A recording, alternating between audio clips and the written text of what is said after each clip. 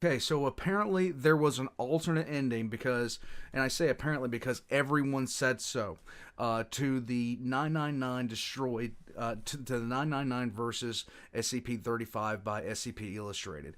So of course I have my boy here, my good boy, and I'm going to go ahead and play this because it was almost every single comment in that video. There was an alternate ending. Watch the alternate ending. Check out the alternate ending. So, yeah, let's get into it. It was great. The original story was amazing. I'm not shut up. Let's just get into it. You guys have pushed me into this. Here we go. I have my boy. Good day everyone. Last week 999 went up against 035 and a lot of you left comments wishing that 999 could have killed 035. Well, I want to keep you happy, and this lovely user left a comment that, with their permission, I have turned into an alternate ending version. Lovely. Skip the story if you want to go straight to the ending, otherwise, let's get started. I'll do this whole story again. The man wearing the mask limped his way down the corridor following the exit signs. The corrosive fluids eating away agonizing. I boomered. My apologies. Guys, the actual, first version of this I checked out yesterday, so if you're wanting to see the first version of this, just go and check yesterday's videos. I'll actually put a link to that one in the description below, as well as a link to the SCP Illustrated's video on this. I swear this is just yeah. He wanted to stop, but a voice in his head commanded him forwards. They reached a locked door. Something forced his hand up to the mask. His skin bubbled as he collected fresh acid in his palm before spreading it across the ID card panel. A few sparks and the potent smell of burning plastic and metal, and the door swung open. What greeted him was simply another storage closet. The dim light of the corridor failed to fully illuminate the room, but the man with the mask looked briefly for something that could help him with the thing controlling him. He saw a wooden cleaning brush and a mop handle. Maybe he could use those to pry the— Move, puppet. The dying man lurched away from the storage closet back into the hallway. All submit eventually. You will too. It's still good the second time around. I don't care. From the observation booth, a frustrated Dr. Stanford watched as SCP-035 took D-2934 further through the mocked-up containment site. So far, their experiment was confirming his suspicions. The documentation on SCP-035 was wrong. It suggested immediate brain death, which was only correct in most cases. Strong-willed victims had the ability to slow down the process. Inevitably though, SCP-035 always wins the battle of the wills. He took a sip of tea. Sadly, this cup was inferior compared to his old favourite one. The old one had been destroyed during that incident with SCP-096. And I want to know about that incident. A shame. What a thrilling and incredible experience that had all been. No. Not many could say they had died and come back. Less still could say they survived an attack from SCP-096. Dr. Stanford pressed the intercom button in front of him. Begin stage 2. The man found the will to walk a different way, and the voices began screaming in his head again. Wrong way, puppet. Follow the signs. Do as I command, and your suffering will end sooner. D-2934 felt acid beginning to run over his teeth and screamed as he felt his gums beginning to liquefy. Do as I command. The man buckled and begrudgingly turned to head back towards the previous corridor. Not one more turn and 2 locked doors later, the pair entered a testing room of sorts. High concrete walls topped with bright lights and cameras. Leave this place. Now, puppet. A box descended from the ceiling, It's the and boy. from within, a gelatinous orange mass rolled out over the top. It pulsated on the ground, swaying from side to side, looking at the pair before slowly approaching them. D-2934 stretched out his scarred, burned hand towards the creature. No, do not touch it, puppet. D-2934 winced as more acid began to strip the flesh from his chest. The gelatinous mass extended a pseudopod, touched D-2934, and everything turned black. It is this is legitimately one of those stories. Like, the first part of this was so great, and the second part of this, I already know was going to be good. But reliving this first part when I didn't know what was going to happen was just, it was really good, you guys. Seriously, I'm shutting up. D2934 awoke on the floor. The mask was still on his face, but the orange creature had covered him from head to foot. It's a good The boy. mask included. He tried to move, but it was impossible. The agony was gone. He felt no pain. In fact, he felt happy and at peace. Excruciating pain suddenly riddled his body again, and he felt fresh acid washing down his throat, stripping the flesh from his esophagus. He is mine. Release him. He felt the cool slime begin to slide over his skeletonized chin. It was slowly prying the mask off of his face. As his skin ripped, the slime quickly covered the tears, softening the pain. The voices in his head were still there, demanding his compliance, threatening pain and suffering, but they were beginning to fade. D2934 forced a hand up and through the mass, grabbed the mask and ripped it from him. The creature quickly covered his destroyed face. Because he's a good boy. D2934 dropped the mask to the floor as he began to go into shock. The creature held him tight, and his mind was filled with pleasant memories of his youth, his first kiss, his first love, his family, and his favorite foods.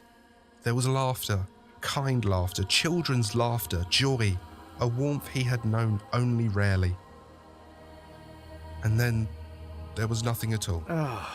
It's still good. From the booth, Dr. Stanford watched the man suffer while SCP-999 tried to comfort him. Evidently, a strong-willed person could prevent a takeover from SCP-035. Of course, in this case, it did take the help of another anomaly to do so. Interesting. Interesting. The man suddenly grew still. SCP-999 released him and began nuzzling at his arms, trying to awake him from his sleep. The man would not wake up. Bless its little soul, thought Dr. Stanford.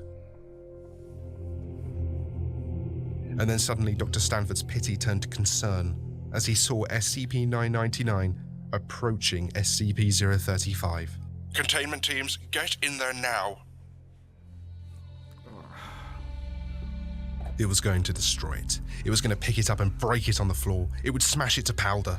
It felt hate for the first time, an emotion completely alien to it. That man wanted freedom. He wanted to live. He'd still had his mind, and in his final moment, he had heard him beg him to keep him alive, to give him the chance to say sorry to his wife and give his daughter all the love he could. This thing knew all that. It had been in his mind, and still it just wanted to control and torture and kill and discard. This thing was evil. There can only be one answer to that. SCP-999 wasn't sure if it could do this, but something had to stop this evil thing. And so, as the men rushed into the testing chamber, a shatter of porcelain was heard. There lay the mask, shattered in two, its expression locked in fear, and the acid no longer flowing. SCP-999 had done something that so far it hadn't done in its entire existence. It took the life of something. Yet what was even more surprising was that it felt no hint of remorse. The mask deserved it after all, right? It never cared about others, it just always wanted people to help it for its own gain. It didn't deserve mercy. The guards. Was that fear it could see under their visors? I can conclude that SCP-035 is inactive. I am unsure if placing the mask pieces together would fix SCP-035, and given the benefits of not doing so, I am reluctant to try. I am also unsure if SCP-035 should now be reclassified as a Maxa-class anomaly or as a neutralized class anomaly. I would advise we keep the parts separate from each other until a decision can be made to address these concerns. I suggest that discussions and votes should be held as to what should be done next. As a final note, while it sustained no physical damage, staff have noticed some minor changes in SCP-999's behavior. Additional observation and testing is advised to ascertain what happened to SCP-999. Do not harm my boy. And that concludes this cross-encounter between 999 and 035. Thank you all for watching. I hope you enjoyed this video. Be sure to like and subscribe if you did. Of course I did. And thank you to Sleeper Labeef. Guys, seriously. This is what we wanted to see. This is what we really did want to see when it came to this. I am glad the first story ended the way it did, because what it did at the end of this one would have changed it, and it would have, like, definitely scared the like, because even though 999 is one of those anomalies that everybody loves to death, like flat out, it's nothing but a good thing. They're all afraid of who his dad is and what it could possibly mean if something to this extent happened, what it would do. Because 999's powers, they don't know what would happen to it if, like, they simply just don't know. And there's no way to test that. And would you really, really, really want to limit break 999?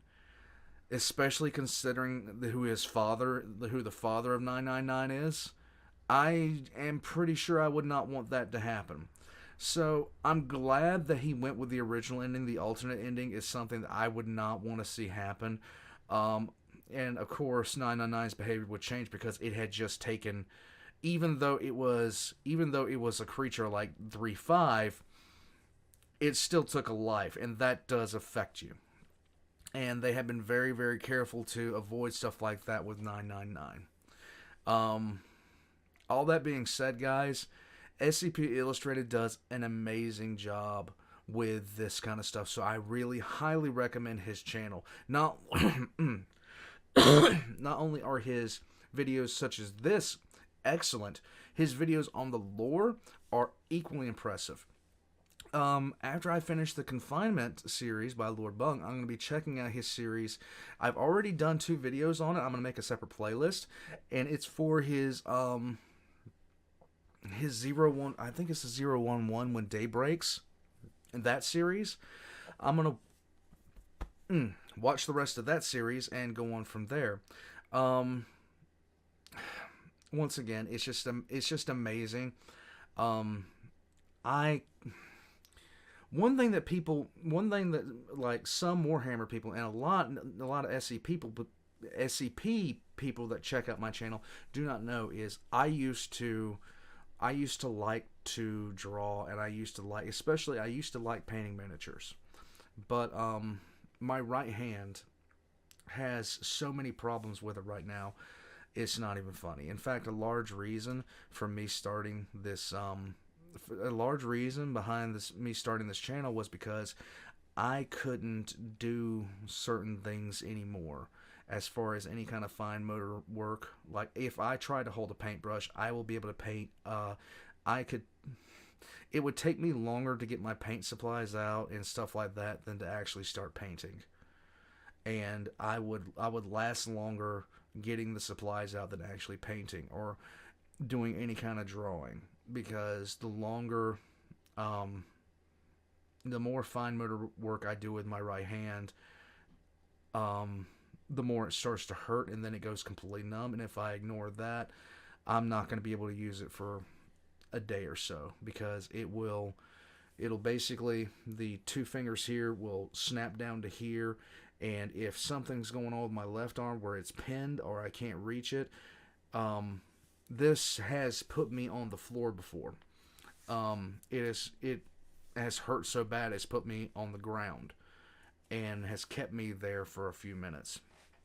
One of these days I'll be able to get it addressed, hopefully, because I'd love to be able to do stuff again. Even though I wasn't great at it, I'd love to be able to do it again. So at the same time, I really enjoy checking out, SCP Illustrated, watching how Valk works, watching in my free time while I'm making thumbnails, guys. I go to Twitch and I watch people painting miniatures, because I really like watching people that are good at this kind of stuff. I like watching artists. I like watching stuff like that. But at the same time, I'm kind of jealous because it's something I can't do. Even though I wasn't great at it to begin with, and SCP Illustrated, his worst sketch looks like a masterpiece compared to my best. And but but I miss being able to have the option to do it. And that's really where I am at. Guys, all the kudos in the world to SCP Illustrated. Both of these were outstanding. The alternate ending was decidedly sadder. I didn't know if there was going to be interaction between the two, but I wasn't disappointed in any way, shape, or form. The sheer fact that people are afraid of 999 now would affect it on a personal level. All of SCP Illustrated's links are going to be in the description down below, guys, right next to my own. And while you're down there, check out the merchandise that Valk has made. She has made some great stuff, and I'm actually going to be adding to that soon. I've checked out a couple of things with that. People are urging me to get to replace this thing that I've been wearing for 3 years and with something else. And to be honest with you, it's getting to be about that time because it's starting to really, really not be good. I'm also going to be getting some of my own merch and wearing it so you guys can take a look at it, what it looks like on a whale. And past that, guys, I hope you have a good day. Leave a like and a comment and subscribe if you haven't already, and I will catch you guys next time.